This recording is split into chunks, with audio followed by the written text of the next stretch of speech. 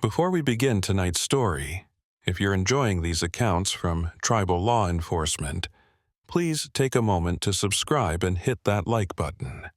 It really helps us continue sharing these experiences. And I'm curious, where are you watching from? Drop your location in the comments. Now let's get into this story from Canyon to Chelly.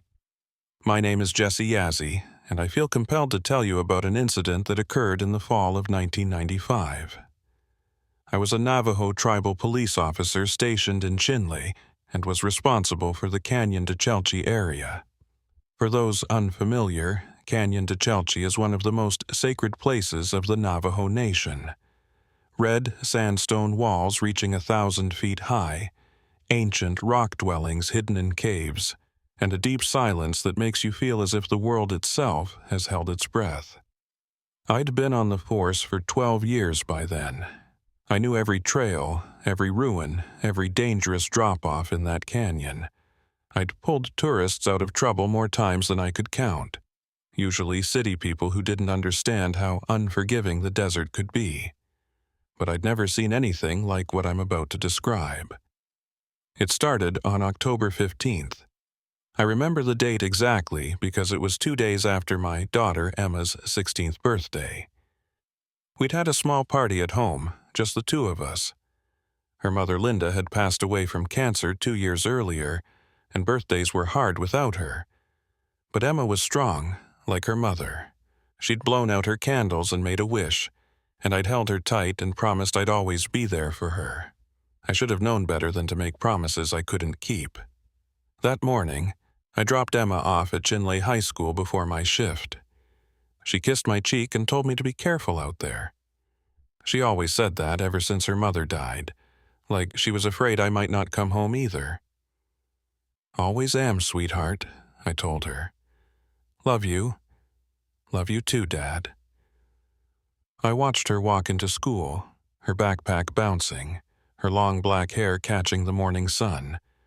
I didn't know that would be the last normal moment we'd share for 40 years. The call came in around 10 a.m. A tourist had gone missing in the canyon, a woman from Phoenix named Jenna Martinez. She'd gone hiking alone the previous afternoon, against all advice, and hadn't returned to her hotel.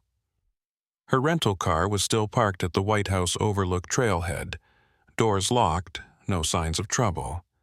I met with the hotel manager and Jenna's sister who'd driven up from Phoenix when Jenna didn't answer her phone.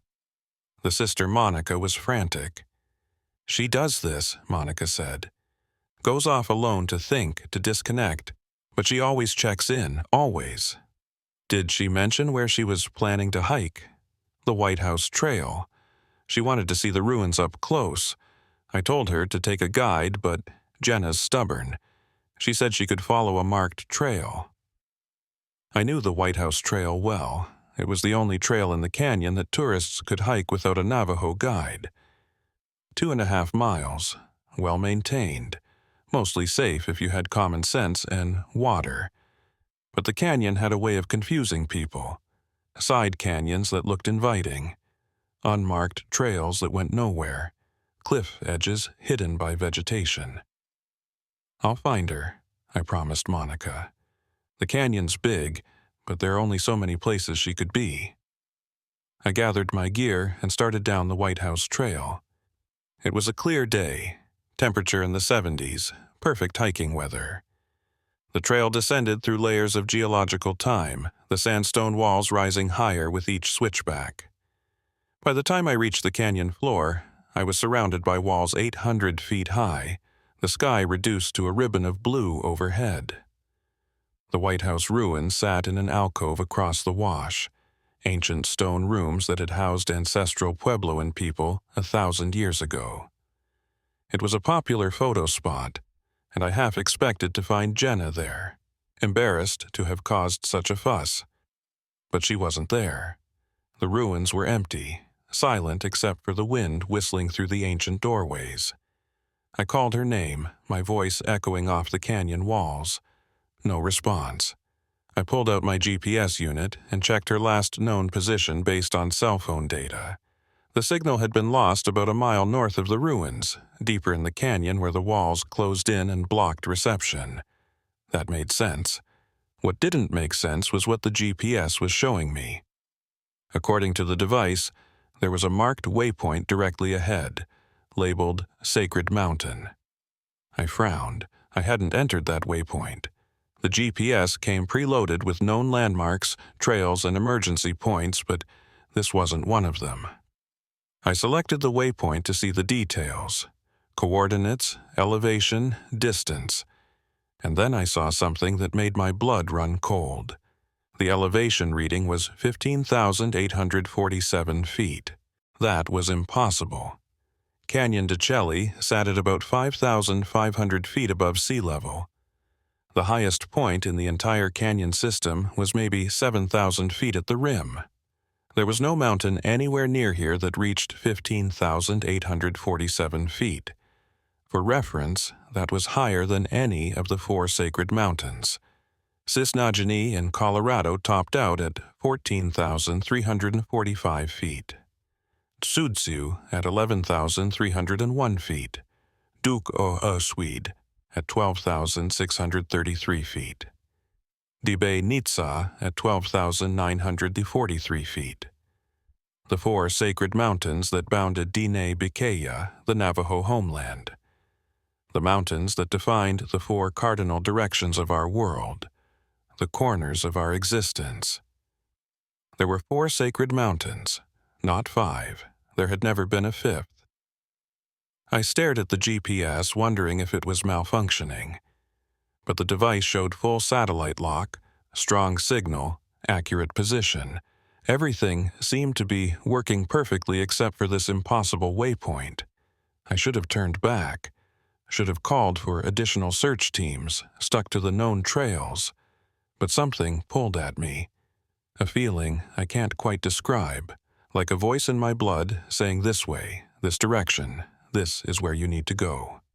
I followed the GPS coordinates north, leaving the marked trail behind.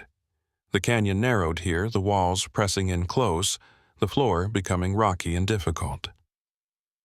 I climbed over boulders, waded through shallow water, pushed through tamarisk and willow. The GPS showed me getting closer to the waypoint, but the elevation reading made no sense. According to the device, I was climbing steadily, gaining hundreds of feet with each step, but I was walking on the canyon floor. If anything, I was going slightly downhill. Then I rounded a bend and saw it. A trail. Not an old ancestral Puebloan trail or a modern hiking trail, but something in between. Stone steps carved into the canyon wall, weathered but still intact, leading up and up and up. They disappeared into a narrow cleft I'd never noticed before, though I'd patrolled this canyon for years. At the base of the steps was a pile of stones, a cairn, and on top of the cairn, something glinted in the sunlight. I climbed over and picked it up. It was a badge, a Navajo tribal police badge, old and tarnished. The number was 247.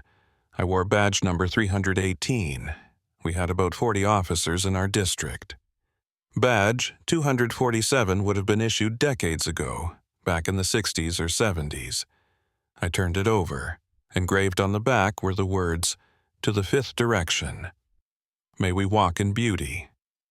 My grandmother had taught me about the 4 directions when I was a child. East, where the sun rises, the direction of beginning. South, the direction of life and growth. West, where the sun sets, the direction of endings. North, the direction of wisdom and old age. 4 directions. 4 sacred mountains. 4 corners of existence. But some of the old stories, the ones whispered late at night, mentioned a 5th direction. Not north or south or east or west, but inward. The direction that led to the spirit world, to the place beyond the physical. The direction that few could walk and fewer could return from. I looked up at the stone steps disappearing into the cleft. The GPS insisted there was a mountain up there. A mountain taller than any in Navajo country. a mountain that couldn't exist. I should have left. I should have marked the location and gone back for help. But I thought about Jenna Martinez, missing for over 24 hours now. If she'd come this way, she might be hurt, trapped, waiting for rescue. I started climbing. The steps were worn smooth by countless feet over countless years. They'd been here long before the ancestral Puebloans, before the Navajo, before anyone whose name we remembered. These steps were old in a way that made my bones ache. As I climbed, the canyon walls seemed to shift around me. The narrow cleft opened into a hidden passage, a secret fold in the rock that shouldn't have been possible given the geology I knew. The air grew thinner, colder, though we were nowhere near the elevation where that should happen. I checked the GPS. According to the device, I'd climbed 3,000 feet in the last half hour, but when I looked back down, the canyon floor was still visible maybe 200 feet below me. The GPS was lying. Or the world was lying. I wasn't sure which would be worse. I kept climbing. The passage twisted and turned, sometimes so narrow I had to squeeze through sideways, sometimes opening into small chambers where ancient pottery shards littered the ground. I saw pictographs on the walls, symbols I didn't recognize. Not ancestral Puebloan, not Navajo, something older. Then I heard something that stopped me in my tracks. Voices, people talking, somewhere above me. Speaking Navajo. "Hello?" I called out. "This is Navajo Tribal Police. Is anyone up there? Jenna Martinez." The voices stopped. Silence for a long moment. Then a man's voice, speaking in formal, old-fashioned Navajo. "Who calls from the below place? Who climbs the forbidden path?" "My name is Jesse Yazzie. I'm a police officer. I'm looking for a missing woman." More silence, then, "Come up, Jesse Yazzie. Come to the 5th mountain. But know that once you see it, you cannot unsee it. Once you know the inward path, you cannot unknow it." I continued climbing, my heart pounding. The passage opened up, and suddenly I was stepping out onto level ground. I blinked in the bright sunlight, trying to make sense of what I was seeing. I stood in a high valley, surrounded by peaks that jutted into an impossibly blue sky.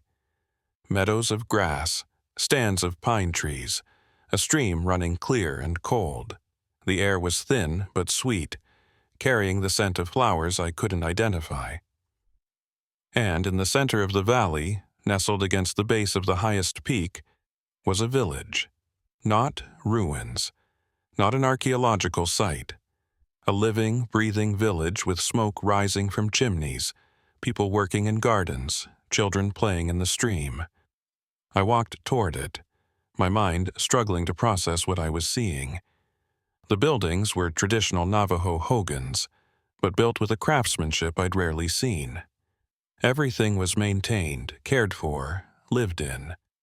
As I got closer, people started emerging from the hogans. They watched me approach with expressions of curiosity and caution. They were dressed in traditional clothing, wool and leather and silver, but the styles were old, very old, like something from photographs I'd seen of my great-grandparents' generation. An elder stepped forward to meet me. He was maybe 60, with long, gray hair and a face that had seen many hard years. But there was something about him, a vitality, a clarity in his eyes that didn't match his age. "Jesse Yazzie," he said. "Born for Towering House Clan, born to Bitter Water Clan. You're welcome here, though your path was not supposed to lead to us for many more years." "Where is here?" I asked. "What is this place?" "This is the 5th mountain, the sacred mountain that stands at the center, the mountain that points inward rather than outward. We are its people, and have been for," he paused, calculating, 113 years now. 113 years, that would be 1882. "That's impossible. No one lives up here. This area has been surveyed, mapped, I've flown over this canyon a dozen times. There's no mountain, no valley, no village." "There is no mountain," the elder agreed.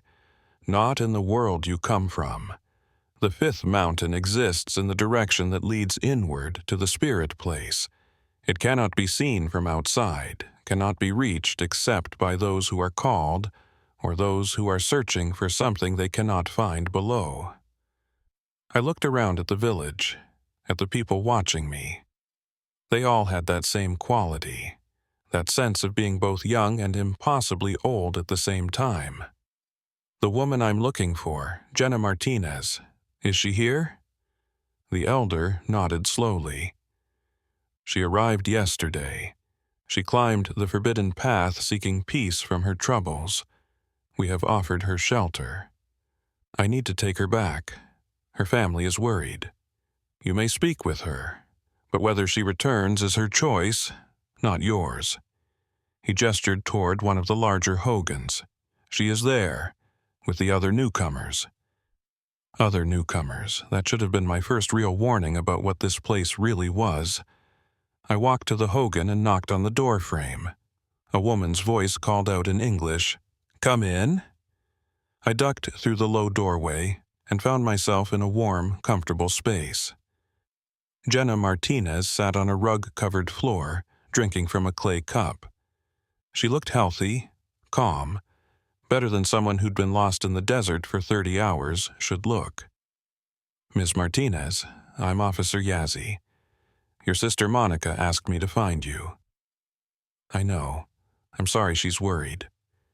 Jenna set down the cup.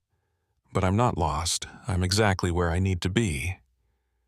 "Ma'am, you need to come back with me. Your family will understand, eventually." She smiled, and there was something serene about it, something that made me deeply uneasy. "Jesse, I have stage 4 pancreatic cancer. I have maybe 6 months to live, according to my doctors in Phoenix. 6 months of pain and sickness and slow death. I'm sorry, but here, I don't have cancer. Here, I don't have any sickness at all. Here, time works differently. The elder, Benjamin, he explained it to me. This is the fifth mountain, the one that exists in the direction of spirit. Time doesn't touch this place the way it touches the world below. People here don't age, don't get sick, don't die. They live in eternal present, forever." I felt cold despite the warmth of the hogan. That's not possible. Neither is climbing 15,000 feet in an hour, but you did. Neither is a village that's been hidden for a century, but you're standing in it. This place is beyond possible, Jesse. It's beyond the laws you know. Miss Martinez, please. Your sister needs you." Jenna's expression softened with sadness. "My sister needs me to not die in agony, and here, I won't. I'm staying, Jesse. You can tell Monica I'm at peace. Tell her I love her. Tell her I'm somewhere beautiful, somewhere safe. But I'm not going back to that world where my body is destroying itself." I tried to argue with her for another 20 minutes, but it was useless. She'd made up her mind, and honestly, I couldn't blame her. If I were dying, if someone offered me a way out of pain and death, wouldn't I take it? I left the hogan and found the elder, Benjamin, waiting outside. "She's staying," I said. "Yes, they usually do once they understand what this place offers." "How many? How many people are living here?" 47 at the moment. Some have been here since the beginning, in 1882. Some arrived last year. Time has no meaning here, so it doesn't matter when you arrive. You're simply here, always here, in the eternal now. But the world below doesn't stop. Time keeps moving down there. Yes, that is the difficulty. Benjamin looked at me with knowing eyes. "Did you know that while you've been here speaking with Jenna and walking our village, 3 hours have passed in the world below? Time moves differently between the fifth mountain and the 4 directions. A day here is a month there. A year here is 12 years below. My stomach dropped. 3 hours?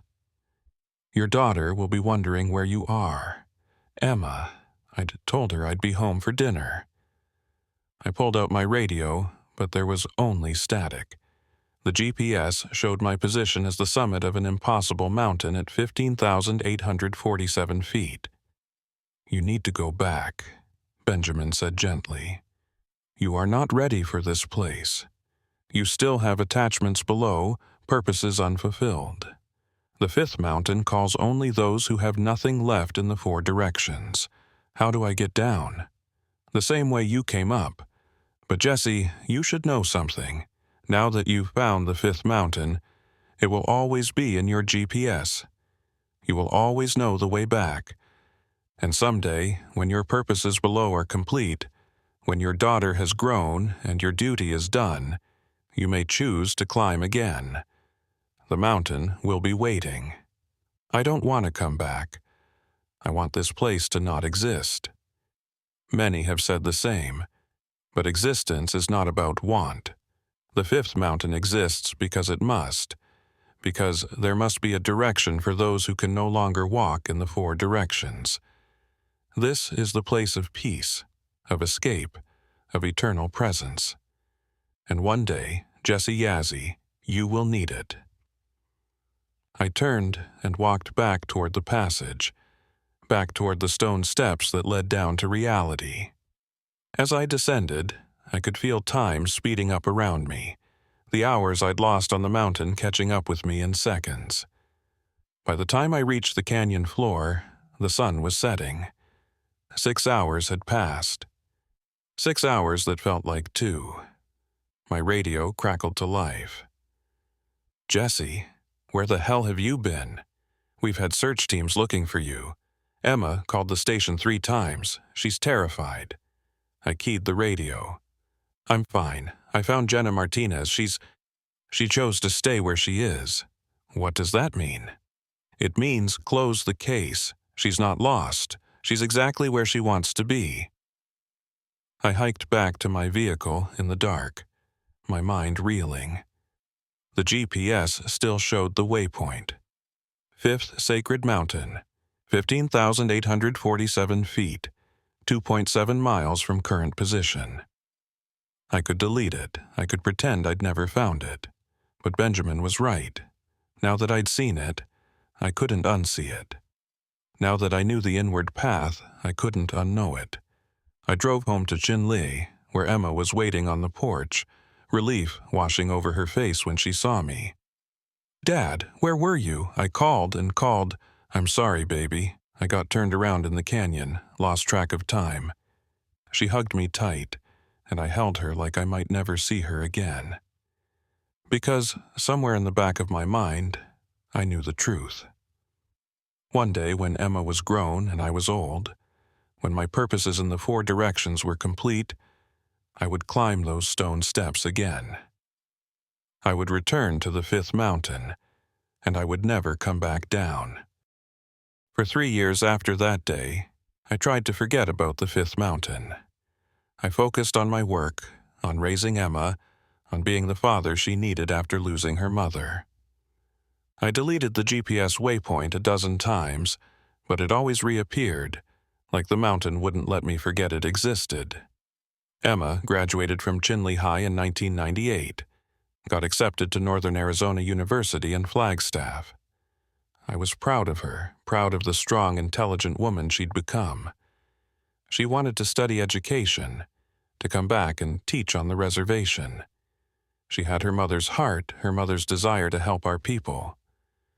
The day I dropped her off at the dorm, she hugged me at the car and wouldn't let go. Dad, are you going to be okay? Alone in that house? I'll be fine, sweetheart. You focus on your studies. I'll be here when you need me. Promise? Always. But as I drove back to Chinle alone, the house waiting for me empty and silent, I felt something shift inside me. A loosening of ties, a sense of purposes beginning to complete. Emma was launched, independent, on her own path. What was holding me in the four directions now?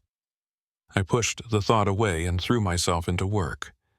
More patrols, longer shifts, volunteering for every difficult case. Anything to stay busy, to not think about the mountain that called to me every night in my dreams. Then, in November of 1998, I got a call that changed everything. A family had been reported missing from the Many Farms area. The Benallies, husband and wife, and their 8-year-old son. They'd gone hiking near Canyon to Chelly 3 days ago and never returned. Their truck was found at a trailhead, packed with camping gear, no signs of trouble. I was assigned to lead the search, and I knew, even before I checked the GPS, exactly where they'd gone. The waypoint was still there. Fifth Sacred Mountain. Still calling. I organized a search team, 6 officers and a dozen volunteers. We started at the trailhead and spread out through the canyon. I gave them all specific areas to cover, carefully avoiding the section where I knew the stone steps would be. But on the second day, one of the volunteers, a young man named Thomas Etzity, radioed in with excitement. "I found something, some kind of old trail, stone steps going up the canyon wall. Should I follow them?" My blood ran cold. "Negative. Mark the location and return to base camp. Do not climb those steps." "But Officer Yazzie, what if the Benallies went this way?" "That's an order, Thomas. Come back now." But the radio went silent. I called his name repeatedly, but there was no response. After 15 minutes, I made the decision I'd been dreading. I had to go back up the mountain. I left the other searchers and hiked to Thomas's last known position. I found the stone steps, the cairn at the base, and Thomas's backpack sitting on the ground. He'd gone up. I keyed my radio. "All units, this is Yazzie. I'm following a lead on the Benally family. Maintain search patterns. I'll report back in 2 hours." Then I turned off my radio and started climbing.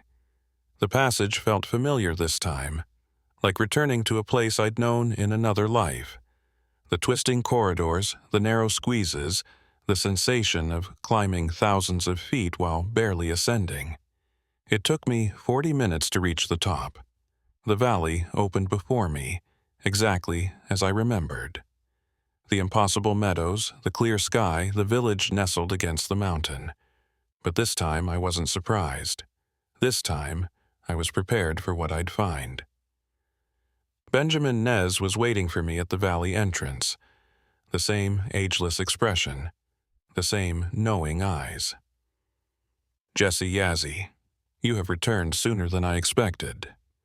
I am looking for the Benally family and a volunteer named Thomas Etzity. Are they here?" "They are. The Benallies arrived 4 days ago, by our time. About 4 months in your world. The young man, Thomas, arrived this morning. 1 hour here, 3 hours below. 4 months. The Benallies had been reported missing 3 days ago, but they'd been here for 4 months. Time dilation worse than before. I need to speak with them. I need to bring them back." Benjamin's expression was sad. "You may speak with them. But Jesse, you should understand something. The Benallies did not stumble upon this place by accident. They were seeking it. William Benally's wife, Ruth, has multiple sclerosis. Progressive, degenerative. Below, she has perhaps 2 years before she loses the ability to walk, to care for herself, to care for their son. Here, she is strong and healthy. Here, her disease does not exist. There are treatments, therapies, which only slow the inevitable. Here, the inevitable does not come. Here, she will never worsen. Their son will never have to watch his mother deteriorate. But he'll never grow up. He'll never have a life beyond this valley. Is that not life? To be with family, healthy and whole, forever in the present moment? Many would call that paradise. I didn't have an answer to that. Benjamin led me into the village. It had grown since my last visit 3 years ago. More hogans, more gardens, more people. I saw faces I recognized from missing persons reports over the years. A woman from Tuba City who'd vanished in 1994. A man from Shiprock who'd been presumed dead in 1996. All of them here, all of them unchanged, living in the eternal present.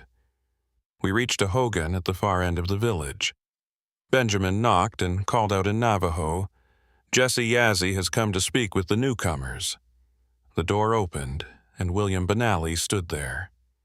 He looked exactly like his driver's license photo, but healthier somehow. Less burdened. "Officer Yazzie, they said you'd come eventually." He stepped aside. "Come in." Inside, I found Ruth Benally sitting on the floor, weaving at a traditional loom. She worked with steady, sure hands, no tremor, no weakness. Their son, Danny, was playing with carved wooden animals in the corner. Ruth looked up at me and smiled. "You're here to take us back. Your family is worried. Your parents, William's brothers, they think you're dead. They'll grieve, yes, but grief passes. What doesn't pass, down there in the 4 directions, is disease. Here I'm whole. Here I can take care of my son. Here I can grow old with my husband. Except we won't grow old. We'll stay exactly as we are, forever." Danny looked up from his toys. "I like it here. There are other kids, and we play in the stream, and Mom doesn't get tired anymore." I looked at William. "You understand what you're giving up? Your careers, your extended family, everything you knew? We're giving up Ruth's slow death and Danny's trauma of watching it happen. We're giving up medical bills and fear and helplessness in exchange for this." He gestured around the hogan. "Peace, health, time together. How is that not a fair trade?" I sat down heavily. "What about Thomas Etzity? He's a volunteer. He didn't choose this. He was just searching for you." "Thomas has already decided to stay," Benjamin said from the doorway. "He's speaking with Jenna Martinez right now. She is explaining how the mountain works, how time flows here." "Jenna's still here?" "Of course. Why would she leave? Her cancer is gone here. She has been teaching some of our children English, sharing stories of the world below. She is happy." I felt dizzy. This place was like a trap, a beautiful cage that offered everything except the one thing that made life meaningful. Change, growth, risk, the possibility of ending. "I can't let you stay. I have to report that I found you." "Then report it," William said calmly. "Tell them we're alive, and we've chosen to stay somewhere they cannot follow.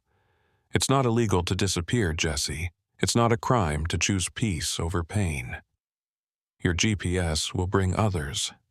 More people will find this place, and those who need it will stay," Benjamin said. "Those who don't will return below. The mountain chooses, Jesse. It always has. It brought Jenna because she was dying. It brought the Benallys because Ruth needed healing. It brought Thomas because he was lonely. And it brought you because—" He trailed off, watching me with those ancient eyes. "Why?" I demanded. "Why did it bring me? I'm not dying. I don't need healing." "Don't you? Your wife died. Your daughter has left for university. You're 41 years old, doing a dangerous job in a harsh land. You have perhaps 30 years left, if you're lucky. Years of aging, of slowing down, of watching your body fail. Or you could stay here. Forever healthy, forever in your prime. When Emma finishes university, when she starts her own family, when she no longer needs you, you could return here and never leave." The offer hung in the air between us. "And if I stay now? What happens down there? 3 hours have passed since you climbed. By the time you descend, it will be 6 hours total. A long search day, nothing unusual. But if you stay for a week here, a year will pass below. Stay for a month, 10 years. At some point, Jesse, the people below, will stop searching for you. Emma will mourn you. Life will go on. I thought about Emma at NAU, starting her new life. If I stayed here for just one day, a month would pass down there.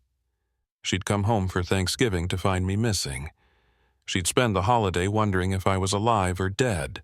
But if I waited, if I finished my time below, raised Emma through college, saw her married and settled, then came back here, I could live forever, healthy and strong, never having to face old age or infirmity or death. The temptation was almost overwhelming. I need to go, I said, standing abruptly. I need to go back now.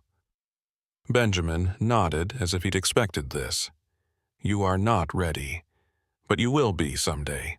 The mountain will wait. As I walked toward the passage, I saw Thomas at City standing with Jenna Martinez. He waved at me. I'm staying, Officer Yazzie. This place is incredible. Thomas, you have a family down there. I'll see them again, eventually. Time works weird here, but Benjamin says visitors can come and go. I just have to be careful about how long I stay. But he wouldn't be careful. None of them were. The mountain had seduced them with its promise of escape, of eternal present, of never having to face endings. I descended the stone steps faster than I should have, my mind churning. When I reached the canyon floor, I checked my watch. 6 hours had passed, just as Benjamin predicted. I radioed the search team. This is Yazzie. I found evidence the Benally family left the area voluntarily. Thomas Etsity is with them, closing the search. What? Jesse, what are you talking about? Where are they? They're safe. They've chosen to leave the reservation. I'll file a full report. But I wouldn't. How could I? How could I explain the fifth mountain, the village outside of time, the people choosing immortality over life? That night, I called Emma at her dorm. Dad, I was just thinking about you. How are you? I'm good, sweetheart. Just wanted to hear your voice. How are classes? Amazing. I love it here. I love learning. Love the freedom. Is everything okay? You sound weird. Everything's fine. I just wanted to tell you I love you. And I'm proud of you. I love you too, Dad. Are you sure you're okay? Yeah, I want you to know that no matter what happens, you're the most important thing in my life. Everything I do is for you. Dad, you're scaring me. What's going on? Nothing, I promise. Just your old man being sentimental. You focus on school. I'll be here when you need me. After I hung up, I sat in the dark house for a long time. The GPS unit was on the table, the waypoint still glowing on the screen. Fifth Sacred Mountain, 2.7 miles from current position. I could go tonight, climb in the darkness, arrive at the village by dawn. Stay for a week, learn more about the place, about how it worked. Only 2 or 3 months would pass below. Emma wouldn't even be home for Thanksgiving yet. My hand reached for my keys. Then my phone rang. Emma's number. Dad, I forgot to tell you, I'm coming home this weekend. I miss you, and I want to see the canyon before it gets too cold. Can you take me hiking? I closed my eyes. Of course, sweetheart, this weekend. Great, I can't wait. Love you. Love you too. I put the keys down, not this weekend, not while Emma still needed me, but someday. Someday, when my purposes in the 4 directions were complete, I would return to the 5th mountain. And I wouldn't come back down. Emma graduated from NAU in 2002 with honors in education. She got a job teaching 3rd grade at Chinley Elementary, moved into a small apartment in town. I helped her move in, hung pictures on her walls, assembled her bookshelf. She hugged me tight and thanked me for always being there. "I couldn't have done it without you, Dad." "You did it all yourself, sweetheart. I just cheered from the sidelines."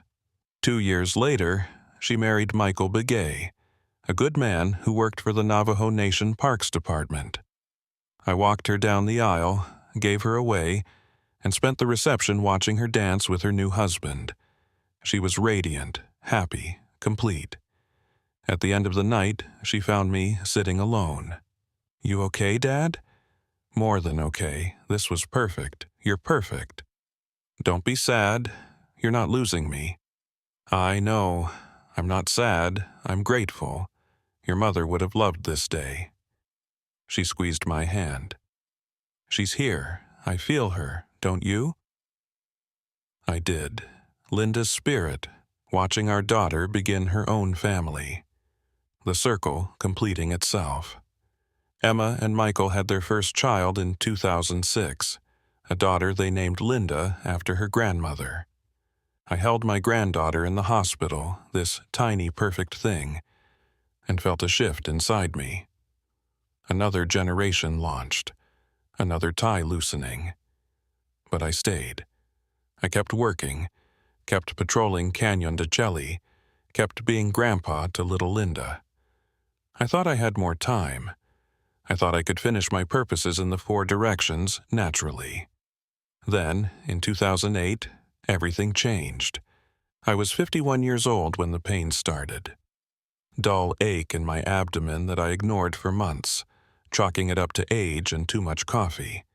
But it got worse, sharper. Eventually, Emma forced me to see a doctor. Pancreatic cancer. Stage 3, aggressive, poor prognosis. 6 months to a year, maybe longer with treatment. Chemotherapy, radiation, surgery if we caught it in time. The same disease that had killed Jenna Martinez in the timeline she'd left behind. I sat in the oncologist's office, the diagnosis ringing in my ears, and all I could think about was the 5th mountain. Jenna had escaped this fate. She'd climbed the forbidden path and found a place where cancer didn't exist. I could do the same. That night, Emma came over with Michael and baby Linda. She'd been crying. "We'll fight this, Dad, together. You'll do the treatment and you'll beat it." "Emma, no. You don't get to give up. Linda needs her grandpa. I need my dad. You're going to fight." And I did. For 18 months, I fought. Chemo that made me so sick I couldn't leave bed for days. Radiation that burned my skin. Surgery that left me weak and broken. I lost 50 pounds, lost my hair, lost my strength. But I didn't lose. The cancer went into remission. Miraculously, impossibly, it retreated. I was in the 2%, the lucky ones. Emma threw me a remission party in 2010. All my friends from the force, half the town showed up. Everyone celebrated the miracle, the victory over death. But I knew the truth. Pancreatic cancer almost always came back. I had maybe 2, 3 years before it returned.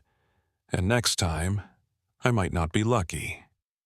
The 5th mountain whispered to me every night. "Come," it said. "Come before the pain returns. Come while you're still strong enough to make the climb." But I couldn't leave Emma. Not yet. Not while her daughter was so young. I stayed. I worked part-time now, taking easier assignments. I babysat Linda while Emma taught.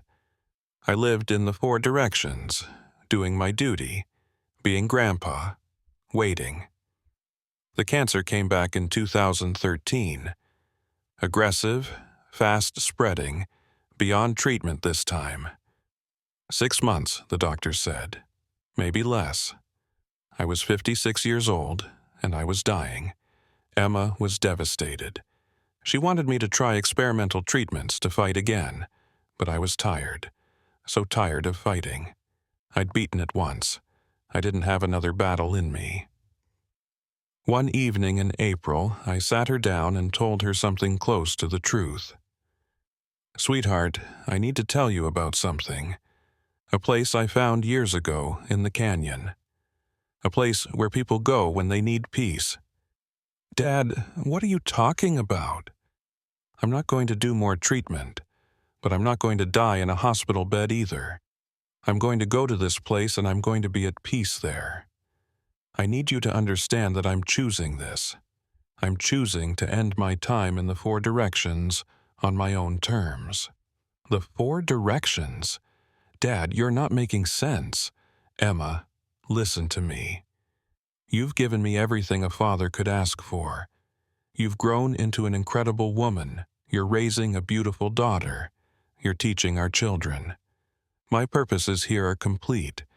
It's time for me to walk the inward path. She was crying now. I don't want you to go. I know. But I have to. The pain is getting worse, and I don't want you to watch me deteriorate. I want you to remember me strong. Remember me as Grandpa who played with Linda, not as the sick old man in a hospital bed. Where is this place? It's in the canyon. I can't explain it better than that, but it's real, and it's beautiful, and it's where I need to be. Can I visit? I hesitated. Could she? Would the mountain let her climb and return? Or would it keep her like it kept everyone else who climbed seeking something they'd lost? Someday, maybe. When you're ready. When your purposes in the Four Directions are complete. She hugged me tight, and I held her like I'd done when she was a little girl after her mother died. I love you, Dad. I love you too, sweetheart. More than anything in this world or any other. The next day, I packed a small bag. Not much, just some water and food for the hike. I drove to Canyon de Chelly, to the trailhead where I'd found the stone steps 15 years ago. The GPS waypoint was still there, waiting. I started hiking. The canyon was quiet, peaceful. I took my time, saying goodbye to this world with each step. The red walls, the desert sky, the ancient stones that had witnessed so much human suffering and survival. I found the cairn at the base of the steps. The old badge was still there, tarnished number 247. I added my own badge to the pile, number 318, and started climbing. The passage felt different this time, welcoming, like coming home after a long journey. My body ached with every step, cancer eating away at me, but I pushed through. I had to make it to the top. I had to reach the 5th mountain before the pain became too much. Hours passed, or maybe minutes. Time was already becoming fluid. When I finally emerged into the valley, the sun was setting, painting the peaks in gold and purple. The village looked the same, eternal and unchanged. Benjamin Nez was waiting for me, exactly as I knew he would be. Jesse Yazzie, you have returned. You are ready now. I'm ready. I'm dying, Benjamin. The cancer is back, and this time it's going to kill me, unless I stay here. Then stay. The mountain welcomes you home. I walked into the village as the stars came out. More stars than I'd ever seen. Brilliant and close. People emerged from their hogans to greet me. Jenna Martinez, still young and healthy. The Benallis, their son Danny, now eternally 8 years old. Thomas Etcity, who'd been here for 15 years but hadn't aged a day. They showed me to a hogan that would be mine. Inside, there was a fire burning, warm and inviting. The pain in my abdomen was already fading. That first night I slept better than I had in years. No pain, no fear, no countdown to death. Just peace. In the morning, I woke to find my reflection in a bowl of water. The changes were subtle but unmistakable. My skin looked healthier, less gray. My eyes were clearer. The sickness was leaving my body. Benjamin found me at breakfast. How long has it been down there? I asked. You climbed yesterday afternoon. It is now morning here, perhaps 12 hours. Below, 3 days have passed. Emma is beginning to worry, but she knows where you've gone. She's telling people you went on a spiritual retreat into the canyon. 3 days. In 3 more days here, a week would pass below. In a week, a month. In a month, a year. I'd told Emma I was choosing this, but had I really thought through what it meant? Every day I stayed here, weeks passed in her life. She'd age, raise her daughter, grow old, and I'd be here, unchanged, watching time ravage her from afar. Can I go down, just to see her one more time? Benjamin's expression was grave. You can descend. But Jesse, you should know something. The mountain takes a price for leaving once you've chosen to stay. For every day you spend here, you age a month when you return below. If you've been here 3 days and you descend now, you'll age 3 months instantly when you reach the canyon floor. That's not so bad.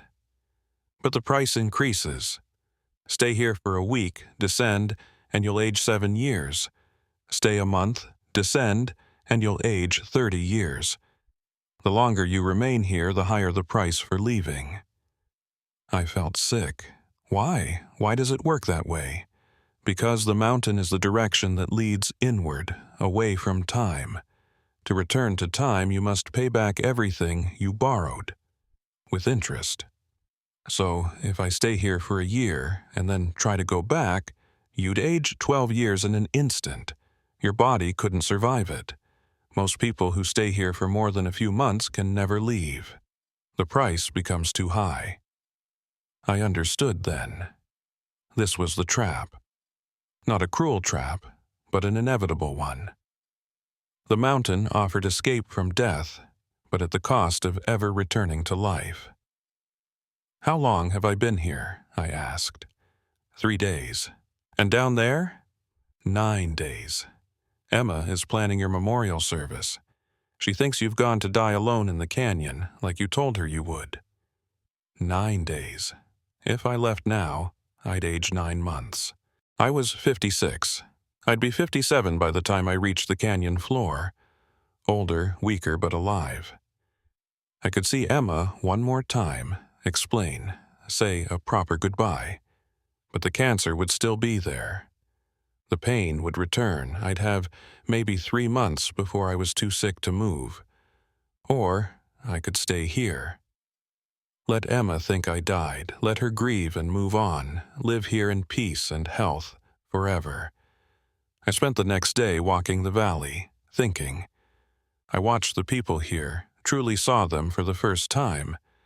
They were content, peaceful, healthy, but there was something missing in their eyes. A spark, a vitality that comes from living with risk, with stakes, with the possibility of ending. They were alive, but they weren't living. That night, I made my decision. I found Benjamin at the central fire, where the village gathered for stories and songs. I'm leaving, I told him. Tomorrow morning. I'm going back down. You've been here 4 days. You'll age 4 months. I know, but I need to see Emma one more time. I need to tell her the truth about this place, and I need to die in the 4 directions, not hiding here in the 5th. Benjamin studied me for a long moment. You would choose death over immortality? I'm choosing completion over escape. This place is beautiful, Benjamin, but it's not alive. Not really. Time is what makes life meaningful. Change, growth, endings. Without them, we're just echoes, frozen in a moment, pretending it's enough. Many would disagree with you. Maybe. But I've lived 56 years in the 4 directions. I've loved, lost, suffered, celebrated. I've raised a daughter and held my granddaughter. I've known pain and joy and everything between. Those experiences, those changes, they made me who I am. I won't abandon them for eternal stasis. Then go with our blessing, Jesse Yazzie. Return to the 4 directions. Complete your circle. We will remember you as the one who chose mortality. In the morning, I said goodbye to Jenna and the Benallis and Thomas. They didn't understand my choice, but they respected it. I started down the stone steps as the sun rose. With each step, I felt time catching up to me, months of aging compressed into moments. My joints ached more, my hair grew grayer, my skin loosened. By the time I reached the canyon floor, I was 57 years old. I'd lost 4 months, but I was back in the world of change, of time, of life. I hiked to my vehicle and drove to Emma's house. It was early morning, and she was getting Linda ready for school. When she opened the door and saw me, she gasped, "Dad! Oh my God, Dad!" She pulled me into the house, crying and laughing at the same time. "I thought you were dead. We had a memorial service 2 days ago. Where have you been?" "I was in the place I told you about, the place of peace. But I came back. I had to see you one more time." She held me at arm's length, studying my face. "You look older and healthier. How is that possible? Time works differently there. I was there for 4 days. Here it was almost 2 weeks. Take me there. Show me." "No, Emma. Not yet.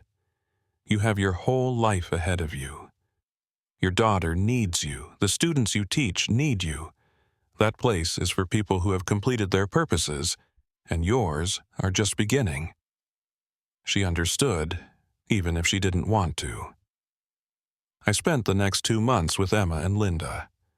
The cancer was back, aggressive, but the pain was manageable with medication.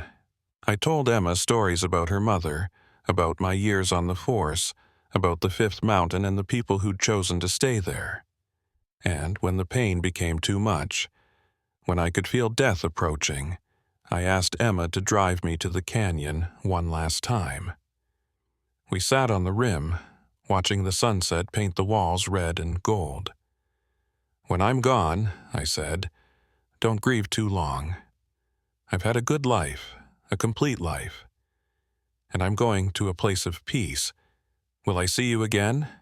Someday, when your purposes are complete, when Linda is grown and you've taught all the children you're meant to teach. The mountain will be waiting." She cried, and I held her, and we watched the sun disappear behind the western mountains. That night, I made the climb one final time. My body was failing, cancer eating away at me, but I pushed through. I had to make it to the top. Benjamin was waiting, as always. "You've returned. For good this time. My circle is complete. I'm ready to walk the inward path. Then welcome home, Jessie Yazzie.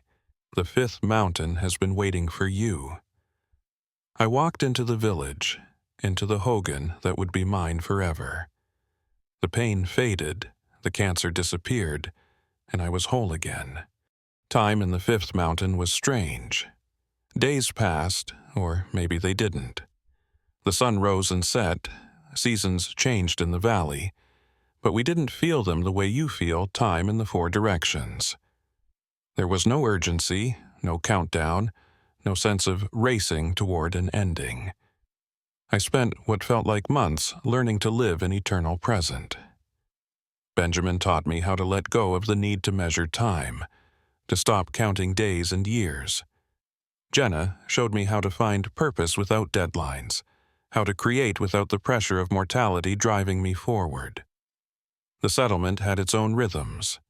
We tended gardens that never failed, harvested crops that always grew, maintained hogans that never truly aged. We gathered each evening at the central fire to share stories, to sing the old songs, to exist in a moment that stretched forever in all directions. It should have been peaceful, it should have been paradise, but I couldn't stop thinking about Emma. In the 4 directions, time was still moving. My daughter was aging, raising Linda, living her life. Every day here was a month there. Every week here was a year. By my calculations, if I'd been here for what felt like 3 months, Emma was now 3 years older. Linda was growing up, starting school, learning to read. I was missing it all. The other residents of the Fifth Mountain seemed content with their choice. Jenna Martinez spent her days teaching the children English and mathematics, creating a small school in one of the larger Hogans. The Benallis worked their garden together, Ruth strong and healthy, Danny perpetually 8 years old, playing with the other children who'd arrived over the decades. Thomas at City, who'd been here for what he said felt like 15 years, had become the settlement's craftsman, building furniture and tools with wood from the mountain's forests. He told me once that he no longer remembered his family's faces clearly, that the memories had faded like old photographs left in the sun. "It's easier that way," he'd said. "Remembering just makes it hurt." But I didn't want it to be easier. I didn't want to forget Emma's face, her voice, the way she laughed at my terrible jokes. I wanted to hold on to those memories even if they caused pain, because the pain meant the connection was still real. One evening, I found Benjamin at the central fire where the village gathered to share stories. The flames cast dancing shadows across his ageless face. "How do you do it?" I asked him. "How do you accept never seeing your family again?" Benjamin poked at the fire with a long stick, sending sparks spiraling into the darkening sky. "I had no family left," he said quietly. By 1882, the long walk had taken everyone I loved. My wife died at Bosque Redondo. My children were scattered, relocated, lost to me forever. When I found this mountain, I had nothing waiting for me in the 4 directions. So I stayed, and I built a new family here. But others here, they had families. Jenna had a sister. The Benallis had relatives. How do they live with leaving everyone behind? They understand that those relationships were already ending. Jenna's cancer was killing her, stealing her away piece by piece. Ruth Benalli's disease was destroying not just her body, but her family's happiness, forcing them to watch her deteriorate. They chose to preserve the good while they had it, rather than watch it decay. And they hold on to the hope that someday those they loved might join them here.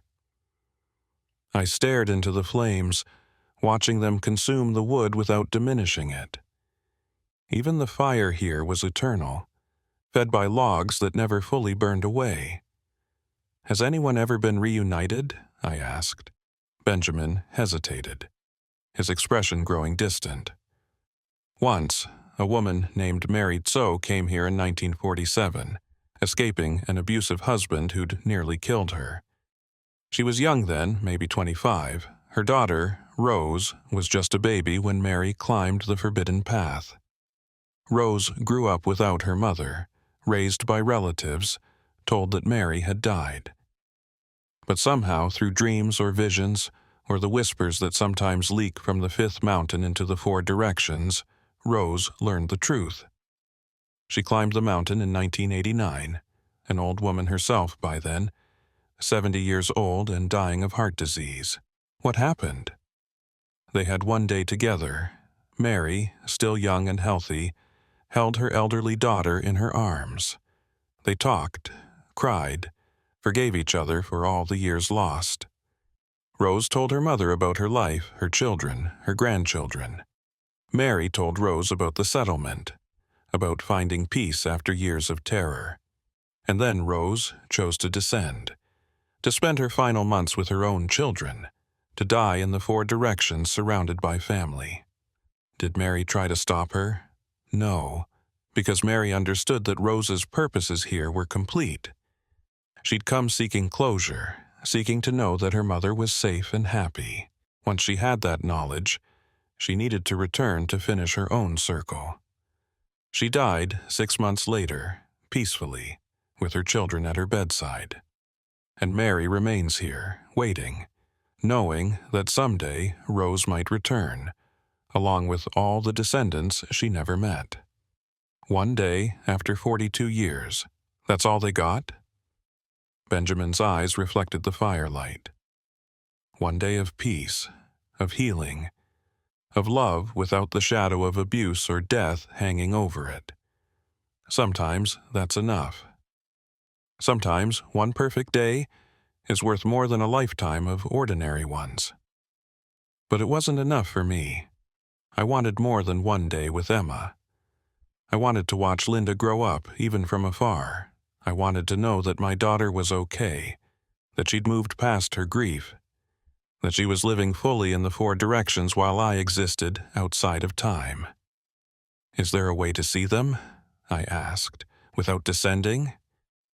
Benjamin looked at me with those ancient eyes that had witnessed over a century of people making this exact request. There is, but Jesse, you should not. Watching the four directions from here is a path to suffering. I've seen it destroy people, turn them into ghosts even while they still walk among us. Show me anyway. He studied me for a long moment, then sighed and stood. Come with me. But remember, I warned you. He led me away from the central fire, away from the village, toward a place I hadn't noticed before. We walked for what felt like an hour, following a narrow path that wound between towering pines and across crystal streams. The path led to a small clearing at the base of the highest peak, where a pool of water sat perfectly still, reflecting the stars above. This is the seeing pool, Benjamin explained, his voice reverent. It shows the four directions from the fifth.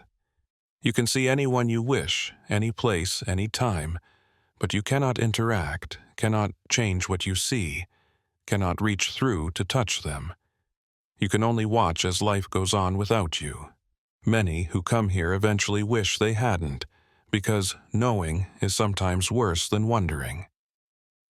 I knelt beside the pool. The water was so still it looked like glass, like I could reach down and touch the stars reflected in its surface. I thought of Emma, focused on her face, on her name, on the bond between us. The water's surface rippled, then cleared, showing me a vision. Emma's classroom at Chinley Elementary.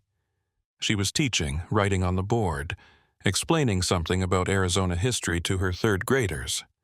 Her hair was longer than I remembered, pulled back in a neat bun. She looked tired but happy, in her element, doing what she loved. How long has it been down there? I asked, my voice barely a whisper. 5 years since you ascended for the last time. Emma is 33 now. Linda is 9. 5 years. I'd been here for what felt like 6 months, and 5 years had passed in the four directions. The time differential was even worse than I'd thought. Each day I spent here, a month passed for Emma. Each month here, a year there. I watched as Emma dismissed her class, watched as Linda ran into the classroom after school, backpack bouncing, talking excitedly about her day. Emma knelt to hug her daughter, and I saw myself in that gesture, remembered doing the same thing when Emma was that age. She's told Linda about you, Benjamin said softly. Your granddaughter knows her grandfather was a hero, a police officer who died protecting people. Emma's kept your memory alive.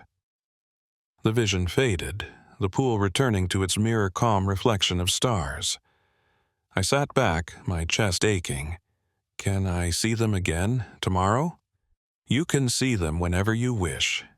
But Jesse, please reconsider. This path leads to obsession. I've watched it happen before. People spend all their time here at the seeing pool, living vicariously through those they left behind, forgetting to actually live themselves. They become trapped between the fifth direction and the four, existing in neither. But I didn't listen. I couldn't. Over the next days, or weeks, or months, I stopped trying to measure. I returned to the seeing pool again and again. I watched Emma live her life in fast forward, the time differential turning years into days, decades into months. I saw Linda's 4th grade recital, where she sang a traditional Navajo song that Emma had taught her. I saw her learn to ride a bike, Emma running alongside, holding the seat until Linda found her balance. I saw birthday parties and school plays and quiet evenings at home. I saw Emma, promoted to assistant principal, watched her struggle with the administrative work, missing the classroom but rising to the challenge. I saw her at staff meetings, at parent conferences, at school board presentations. She was good at it, natural, even if it exhausted her. I watched my granddaughter grow from a child to a teenager, saw her navigate middle school and high school, saw her first heartbreak and first triumph. Linda was strong like her mother, kind like her grandmother. 10 years passed in the 4 directions, then 15, then 20. The settlement moved on around me, life continuing in its eternal present, but I lived at the seeing pool, watching time devour my family while I remained untouched. Jenna found me there one evening, staring at Emma's reflection. Emma was 48 now, gray streaks visible in her hair, reading glasses perched on her nose as she graded papers in her office. She'd become principal of Chinley Elementary, and the responsibility showed in the lines on her face. "You're torturing yourself, Jessie," Jenna said, sitting beside me. "I just want to know she's okay." She is. She's living her life. You need to do the same, or what's the point of being here? The point is not dying of cancer. No. The point is living without suffering. But you're choosing suffering anyway, just a different kind. You're suffering the loss of connection, the agony of watching life pass you by without being able to touch it. I didn't look away from the pool. Emma was meeting with teachers now, discussing curriculum, budget cuts, the challenges of teaching on the reservation. She was tired, running on coffee and determination, but she was making a difference. "What would you have me do?" I asked. "Forget them? Pretend they don't exist?" "I would have you accept what is. Emma is living in the 4 directions. You are living in the 5th. Those paths diverged when you climbed these steps for the last time. You made your choice, Jessie. You chose to escape death, to live in eternal present. But you can't have both worlds. You can't live here and still be part of her life down there. I'm not trying to be part of her life. I'm just watching. You're haunting her from a distance, and you're haunting yourself." Jenna left me there, and I continued to watch. Continued to see my daughter age, to see my granddaughter grow into a woman, to see time march relentlessly forward in the 4 directions while I stood still. 25 years passed below. Linda graduated from college, became a teacher like her mother, got married to a good man. Emma walked her daughter down the aisle, and I saw the pride in her eyes, the bittersweet smile as she gave her daughter away. 30 years. Emma retired from being principal, spent more time with her grandchildren, Linda's children. She'd become a grandmother herself, and I saw her with these children I'd never meet, teaching them the same songs she'd sung to Emma, telling them stories about their great-grandfather who'd been a hero. 40 years. Emma was 70, slowing down, her body showing the years that time demanded. But she was still sharp, still engaged, still teaching even in retirement, volunteering at the school, mentoring young teachers. And then, one day, I saw something that broke me. Emma, now 72 years old, frail and thin, lying in a hospital bed. Linda was beside her, holding her hand, gray herself now, 52 years old. A doctor was speaking quietly, explaining that there was nothing more they could do. Emma had suffered a massive stroke. She had days, maybe hours. My daughter was dying. I stumbled away from the seeing pool and ran back to the village. I found Benjamin working in his garden, tending vegetables that would never rot. "I have to go down," I said, my voice breaking. "I have to see her before she dies." Benjamin stood slowly, brushing dirt from his hands. "Jesse, you've been here for 4 years by your subjective experience. That's almost 50 years in the 4 directions. If you descend now, you'll age 50 years in an instant. You'll be over 100 years old. Your body can't survive that kind of shock." "I don't care. She's dying, Benjamin. I have to see her one last time." "Even if it kills you?" "Especially if it kills me. I've been half alive here, watching her from afar like some kind of ghost. At least if I die trying to reach her, I'll die trying. I'll die moving toward her instead of staying frozen in this eternal moment." Benjamin studied me for a long moment, then nodded slowly. "There might be another way. A dangerous way, but possible. Tell me." "The 5th mountain exists in the direction that leads inward, away from time. To stay here, you surrendered your place in the flow of time, and the mountain held that surrender for you, keeping you safe from aging and death. But directions can be reversed. If you walk the inward path backward, if you reverse your surrender and reclaim your place in time, you can exit at the same age you entered. But you'll bring the cancer with you. The disease you left behind when you climbed will return, along with every hour of suffering you avoided. The mountain will give you back your time, but it will also give you back everything that comes with time, including death. I'll take that trade. Jesse, listen carefully. The cancer will be 50 years more advanced than when you left. You'll have days at most, probably hours. The disease that killed you in one timeline will be waiting to finish what it started. Then I'll have days.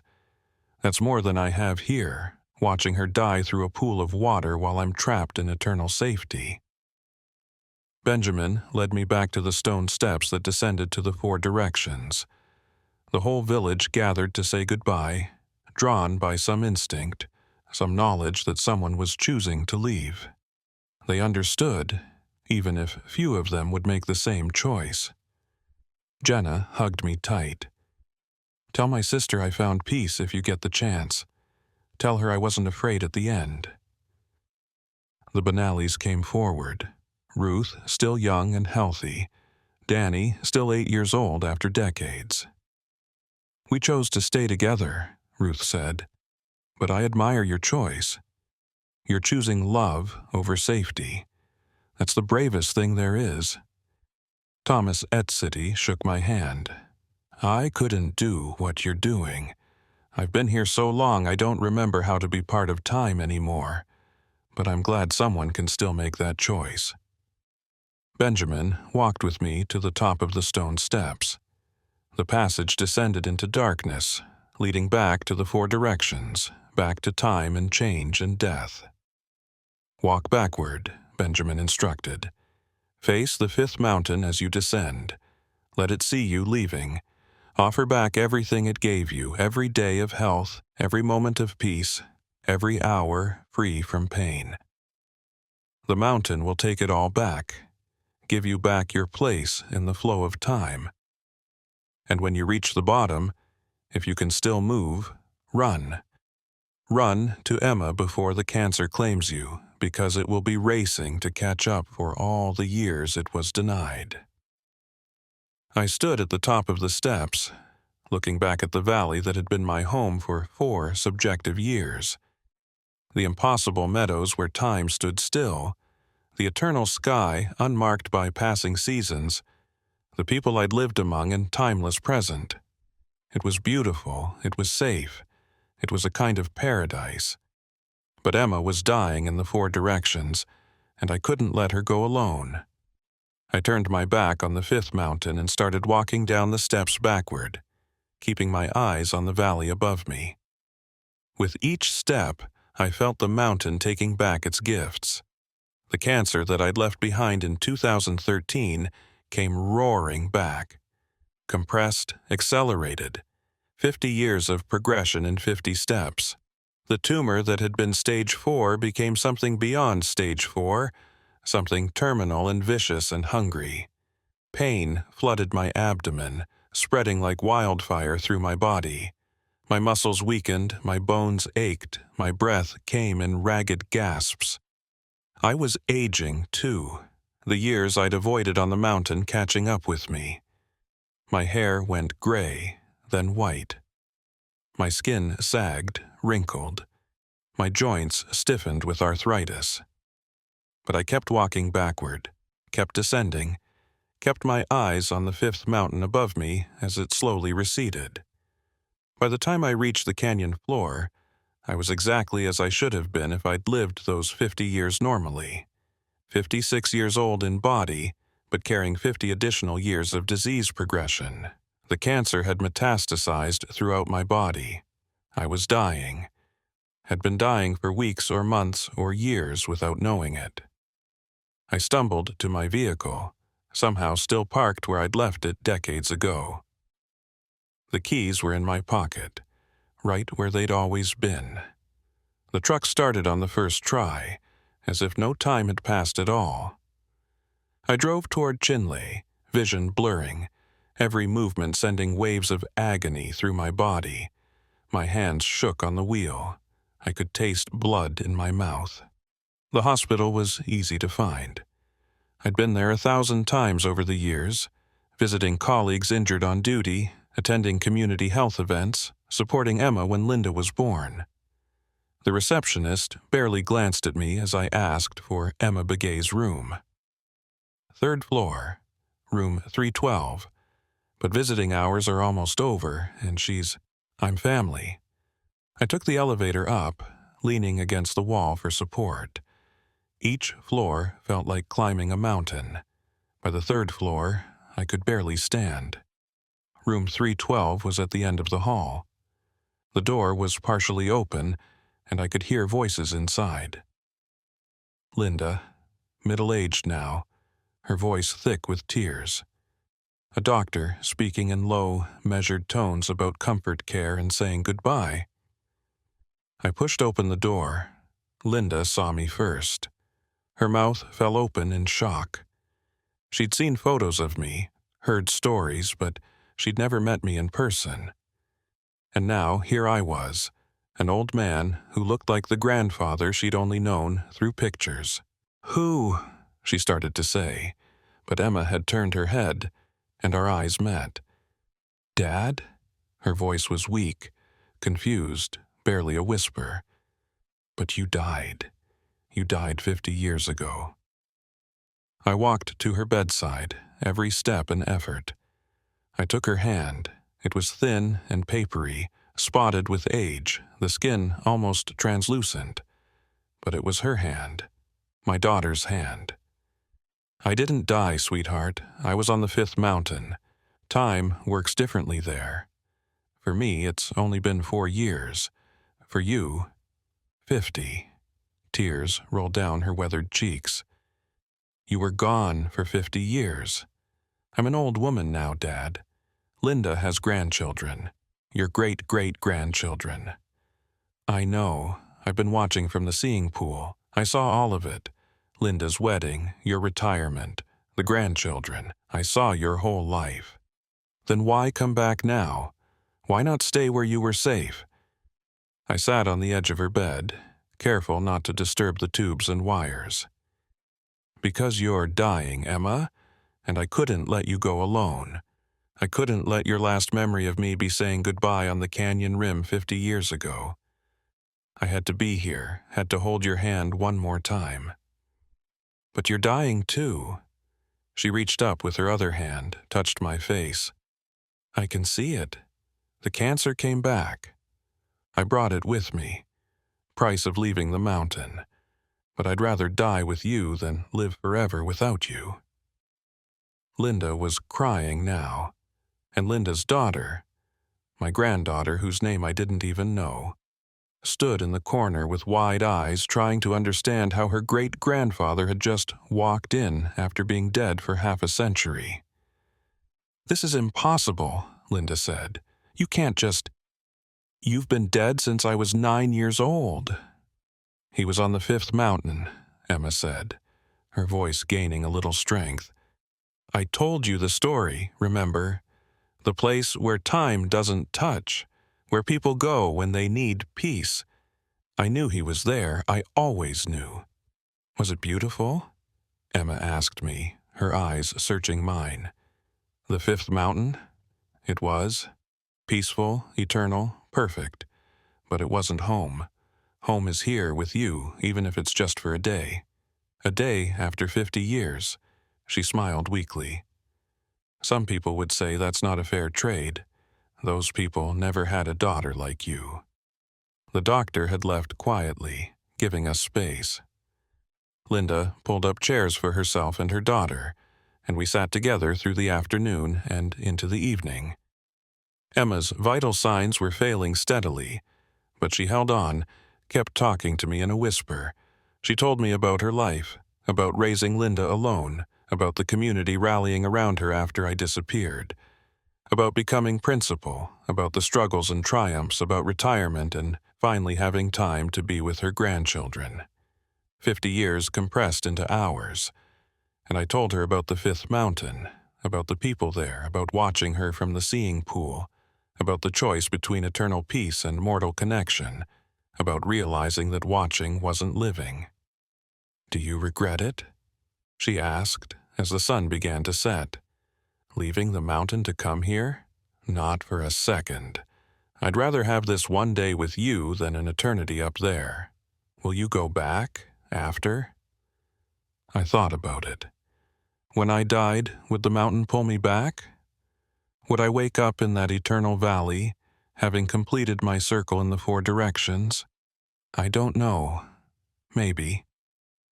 Benjamin said that death in the 4 directions, for one who's known the 5th, is just another direction.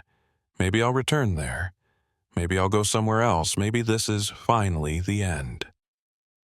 "If you go back," Emma said, her voice growing weaker, "wait for me. When my time here is complete, when Linda doesn't need me anymore, I'll find the stone steps. I'll climb to the 5th mountain, and we'll be together, really together, forever." "Forever in the eternal present," I agreed. "No more watching from afar. No more time between us. Promise you'll be waiting? Always." As the sun set, I felt the cancer consuming me more rapidly, shutting down my organs one by one. Emma's breathing was slowing too, her heart rate dropping on the monitors. We were both running out of time, our circles closing together. Linda held both our hands, tears streaming down her face. "This isn't fair," she whispered. "I just got him back. I can't lose both of you." "Life isn't about fairness," Emma said. "It's about love. And we've had more than our share. Your mother is right," I said to Linda. "I got to see you grow up, even from a distance. I got to watch you become an amazing woman, an amazing mother. I got to see my great-great-grandchildren even if they don't know me. That's more than most people get." The room grew darker as night fell. Someone turned on a small lamp in the corner, casting soft, warm light. Linda's daughter, whose name I learned was Jenna, named after Emma's mother, brought in coffee and sandwiches, though none of us were hungry. Emma drifted in and out of consciousness, her grip on my hand loosening and tightening. I stayed awake, fighting the cancer's pull, determined to be present for every moment I had left with her. Around midnight, she opened her eyes and looked at me with sudden clarity. "I see it," she whispered. "The 5th mountain. It's calling me too." "Not yet," I said. "You still have time here. Linda still needs you." "No, Linda's strong. She has her own family, her own path. My circle is complete. I'm ready." I understood. She was ready to walk the inward path, to leave the 4 directions behind, to join me in that place beyond time. "Then I'll see you there," I said. "I'll be waiting at the top of the stone steps.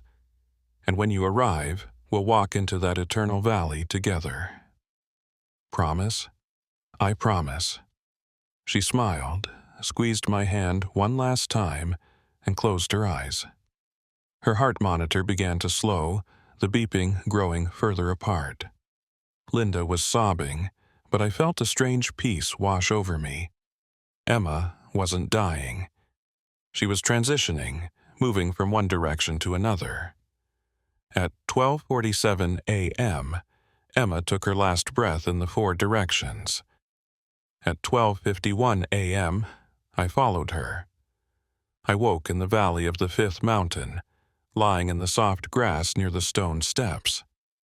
The eternal sun was warm on my face, and I felt no pain. The cancer was gone, the aging reversed. I was whole again. I sat up and looked around. The settlement was there, the Hogans with their smoke rising peacefully into the clear blue sky. Benjamin was walking toward me from the village, a knowing smile on his face. "Welcome back, Jesse. You completed your circle." "Is Emma?" "Not yet. She died in the 4 directions, but she's not ready to walk the inward path immediately. There are other places she needs to visit first, other purposes to complete. The dying go through many directions before they find their final rest. But she will come. When the time is right, she will climb those steps, and you will be here waiting." "How long?" "Time doesn't work that way here. You know this, but don't worry. Whether it feels like a day or a decade to you, whether it's an hour or a year down there, she will come. And when she does, you'll be together forever." I stood and looked back at the stone steps leading down to the 4 directions.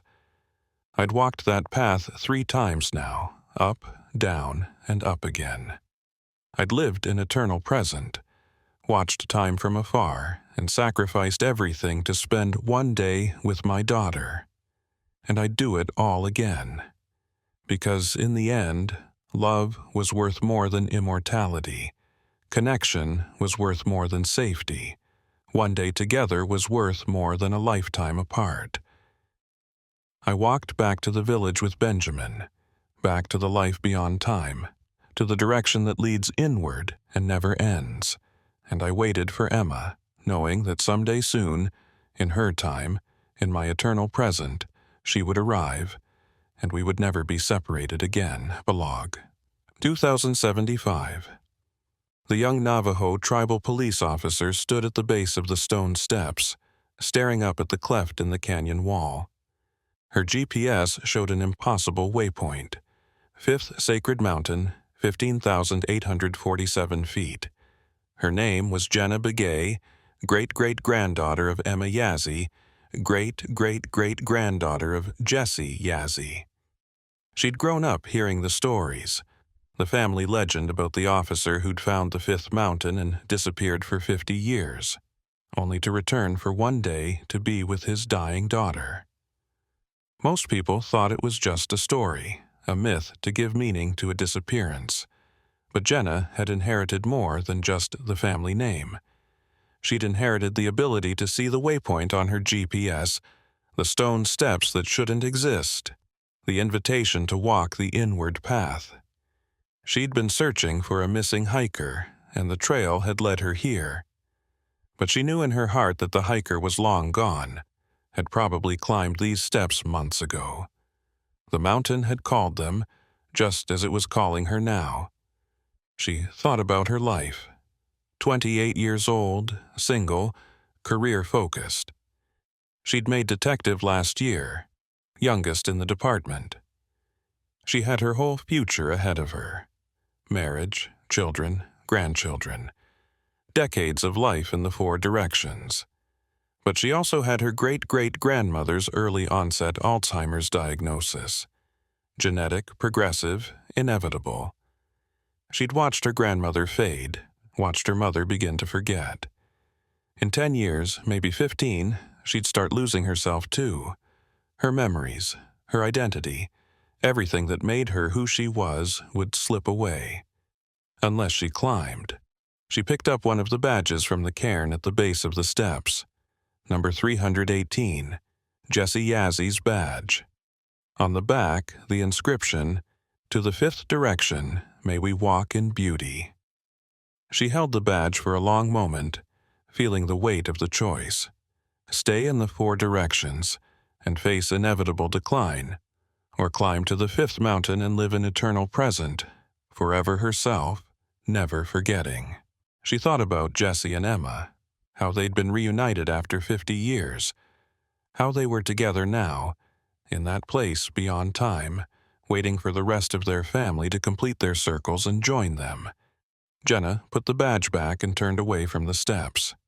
Not yet. Her purposes in the 4 directions weren't complete. She still had cases to solve, people to help, a life to live. And maybe, just maybe, medical science would find a cure before her own symptoms started. Maybe she wouldn't have to make this choice at all. But if the day came when she could feel her memories beginning to slip, when she could feel herself starting to fade, she knew where to find the path. The 5th sacred mountain would be waiting, and so would Jesse and Emma, her ancestors, her family, ready to welcome her home to the direction that leads inward, where forgetting is impossible and love lasts forever. She walked back to her patrol vehicle, leaving the stone steps behind. But she marked the location on her GPS, saved it under a private file that only she could access, just in case. Because some choices couldn't be unmade, but they could be postponed.